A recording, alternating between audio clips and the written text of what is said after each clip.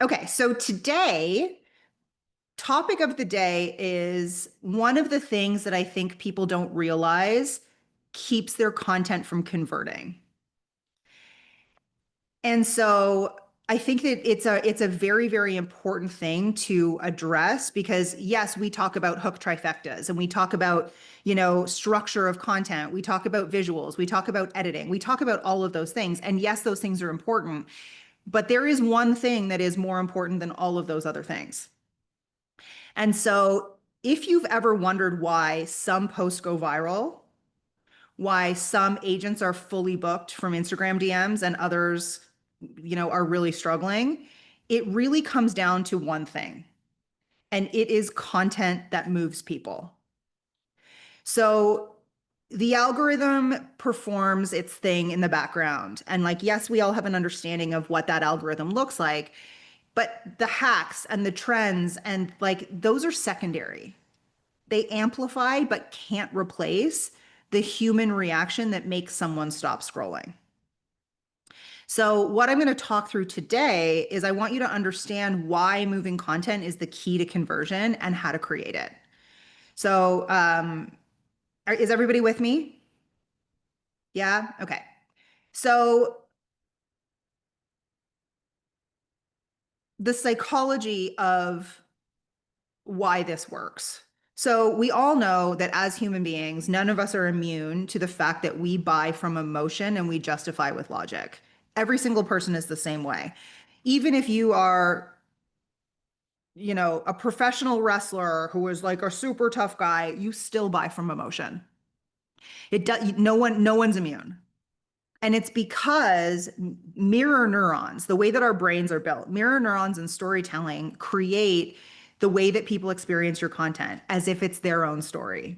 So that's really what mirror neurons are, right? So when people feel moved, when people feel emotionally connected, three things happen. Number one, they feel connection, they trust you. Number two, it activates memory. So they remember you when they need you. You become, and another way to think about this is like when they think about something in particular, you are top of mind. And then action. They're more likely to engage, share, or work with you. So if a downsizer sees a story about letting go of a family home and it stirs their own experience, that's what moves them closer to you. So I almost want you to think about each person in your audience or each person who even sees your ads, because this can also be done through paid traffic. Every time somebody sees you in their feed, they're on a spectrum. They're either moving further or closer. And so whenever you create content that connects with someone or emotionally has an impact on that person, they move on the spectrum closer to you. Let me know if this is making sense. And so when we break down the three main ingredients that make content quote unquote moving, it's relatability, emotion, and transformation. So the first one, relatability, it mirrors back the audience's fears, desires, or frustrations. We talk about this all the time. Like this is literally why we do market research.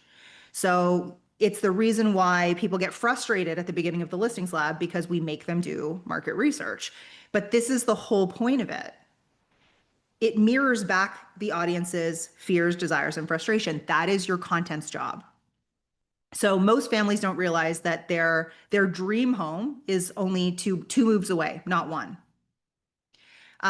So I want you to, if you can, if you've got a pen next to you, just quickly jot down three frustrations that in your niche your ideal clients vent about, because those are the things that you should be creating content about. Those are the things that you should be addressing in your content. If you look at my Instagram content from the last week, it is all geared around the market because the number one thing that is coming at me right now is people are blaming the market.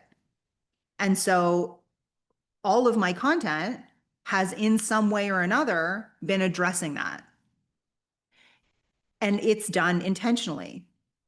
And the number of messages that I'm getting from people being like, you know what, you said that I was thinking this and you were right. And the way that you reframed it has really helped. And that those messages that I'm getting, those people who are consuming that content on the spectrum are moving closer to me. So that's the relatability part. Emotion. So you always want to be tapping into feelings instead of features.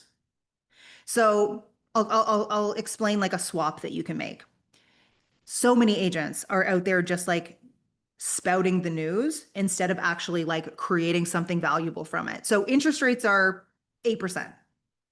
For the first time in months, buyers feel a sense of relief walking into showings because quote unquote like interest rates are, were 8% are now 7.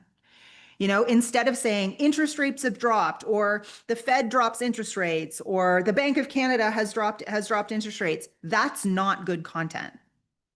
What's good content is the emotional part of it. The buyers that I'm working with are feeling a sense of relief walking into showings. Transformation. Again, transformation is always the key to all sales. So you paint the before and you paint the after, even if it's subtle, right? From chaos at bedtime with 3 kids in a cramped house to calm nights in a home with space for everyone, right? Something as simple as that, you can feel the different in the charge. The word chaos actually creates an emotional response in a lot of people, right? So understanding what is the transformation of their life, not their house. Because the actual space itself only matters if it has a positive impact on their life. Um, so the other thing that I've addressed before, and we did a whole training on this a couple weeks ago, is the professional content, right? The myth of professional content, right? So agents think that polished or professional equals authority. And I'm going to go through this quickly, but the truth is that polished but unemotional equals invisible. I'm going to say that again. Polished but unemotional equals invisible. So a templated just sold post doesn't move anyone. So share like I think that sharing the story, and this is the contrast, right? Sharing the story of who moved in, what problem it solved, how they feel now, those are the things that actually create movement. So authority comes from resonance, not perfection, not videos. I honestly, there's nothing that drives me more bananas when I see agents paying for videographers for personal content. Because there's so many people who are having these video shoots with like some super curated background where they have essentially someone recording their videos and to me I'm like you've lost the point here. The point is that it feels authentic, it feels like a conversation, it feels like a FaceTime, whether it's edited or not, right? And I'm not saying don't edit it. I'm just saying like if you're in a full suit sitting in a chair that's obviously not your own with like some crazy staged background, you've created stiffness before you've even opened your mouth. And that's not what people are looking for. So moving content that moves people, right? There's a lot of ways to do it. You can do stories, behind the scenes client wins. They make really good stories. Your reels and your TikToks, like things like that, like your hooks that trigger curiosity and emotion. Emotional hooks work better than non-emotional hooks. So like when we're thinking about hooks, are we also thinking not only about clickbait, but also about like what is the emotion? Because the emotion will stop the scroll. Carousels, myth busting carousels, belief shifting content, anything like that. And then your long form stuff, right? So sharing philosophies, lessons that you've learned, reflections, right? Every format can be powerful if you're using the movement trifecta of relatability, emotion, and transformation. So all of this becomes really relevant when you use it all together. So take a piece of content that you've posted in the last couple of weeks that flopped, and I want you to redo it using relatability, emotion, and transformation. And it is always through the lens of your niche, always. So an upsizer is going to have completely different emotional triggers than a downsizer. And a first-time buyer is going to have completely different emotional triggers than an investor. So I think that that is really, really important. And I think sometimes we get so caught up in the format, we get so caught up in all of the other things that we forget that the only thing that truly matters, your content can be ugly and messy if it moves people. I've seen stuff go viral that is like not lit well, the audio's not great. All of those things are secondary. They're important, but they're secondary to the actual content itself. So again, movement equals connection, conversion, and growth. If you want your audience to grow, if you want to have more conversions, if you want to have more inbound clients, if you want to have all of these things, it comes from emotion over logic. Um, Again, like hacks, consistency, algorithms only work if the content is worth amplifying. So instead of asking yourself, how do I get more followers? Or how do I get more DMs? Or how do I get more clients? What I want you to start with is, how do I move the people that I already have? If you have 500 followers, imagine you have those 500 people sitting in a room. How do I move them? How do I move the people that are already here?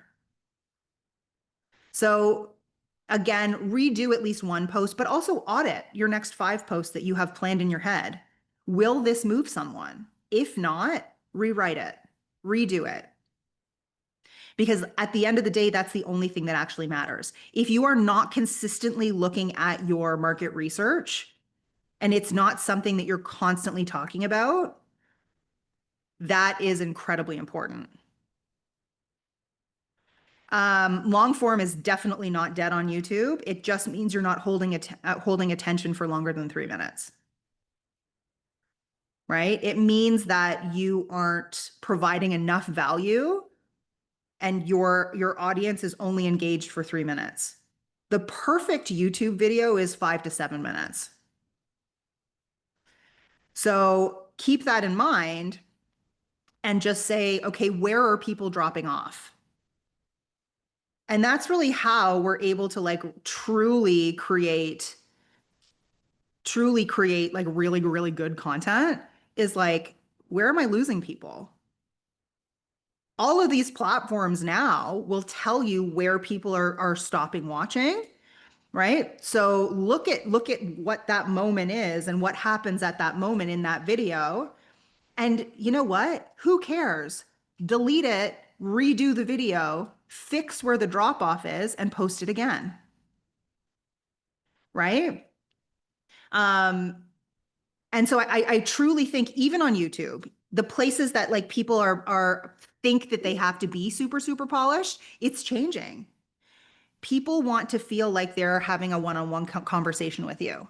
Instead of, hey guys, what they want is, hey you, right? They want to feel like every single piece of content is a one-on-one conversation with you. So you're not talking to your whole audience, you're talking to one person. That's all I got. I just really wanted to like really nail down this is how and this is why this is so important, because I'm seeing a lot of people who have had success in their content before and then they've gotten super wrapped up in hooks and editing and overlays and all of those things, and then their content's not performing as well and they're like, I don't understand why my content's not performing as well. And it's like, well, when's the last time you really truly looked at your market research? When's the last time you truly like thought about what's moving people? Because it's that connection that makes you good at what you do. When you get one-on-one with someone, that's why they love you. So again, what we're doing is we're just trying to amplify that through a screen. So just to, yeah, of course, Greg, let's just like reiterate relatability, emotion, and transformation. So it's the layering of these three things that create content that people don't scroll past, right? Yes. And if you, the even better, you can create emotion in the hook, it will perform better. Um, so Maria, your views, and this is all in the analytics. If you have a business account on any platform, your analytics will show you how many people have or how many eyeballs have been on your content. And again, like more than likes, more than saves, more than shares, what actually matters to all of these algorithms now is watch time, right? The watch time matters and influences the how that content is being pushed out more than anything else. Cool. I hope that was helpful. I think that there's a couple of people I've gotten some emails in the last couple of days that people were like, "Oh, like I didn't realize that Calgary was sold out." And I'm like, "Well, yeah, Calgary sold out." So, what I do have is for 2025, I only have one event left. I dropped it here and it's the virtual event. So it's fully virtual. It's November 3rd to 5th. I just wrote 305 instead of 3rd to 5th. Um, November 3rd to 5th. And I think I still have a handful of early bird priced tickets left. The pricing of the tickets is going up. I still have a handful of them that will be at that initial 500 bucks. And it's like I said, it's 3 full days. So just make sure that you can be there 3 full days. Um, Cool. If you have other questions, because I still see some questions kind of popping in, I want to let people go. Send me an email, ask me your questions. It's just jess@thelistingslab.com. I will answer every single one of your emails or every single one of your questions. I see some new faces that I haven't seen that much. Roshan, how you doing? It's nice to see you. So yeah, just kind of think about this a little bit differently. Have an awesome one. And if you need anything, I am always here. Send me an email. Cool. Thanks, guys. Bye.